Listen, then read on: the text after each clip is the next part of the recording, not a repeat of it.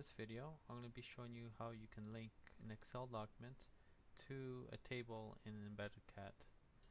So here I have an Excel, it's a CSV file that just contains some point information that I want to link to the drawing. So I can close this. And what I'm going to do is go to the Insert ribbon. And under Linking Extraction, I'm going to select Data Link. So in here, I'm just going to click on Create a new Excel Data Link. And I'll call this one Excel CSV. Press OK. And now I'm just going to browse for a file. So I'll browse for that file I was using. And it was a CSV file. Extended. Open. Now in this case the relative path is going to be used because the CSV file was not stored with the same file as the drawing.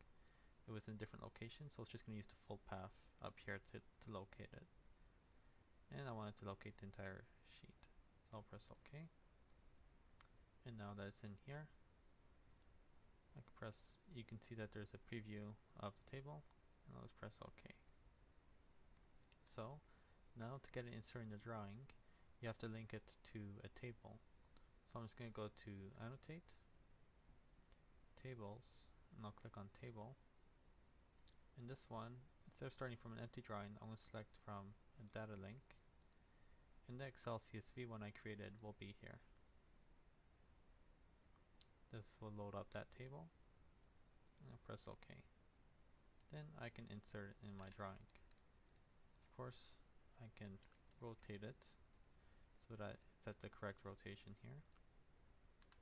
And now the table is linked to the drawing. So now we can also do edits in here and see the changes reflect in the Excel document. So for that, I'm just going to select my table, right click,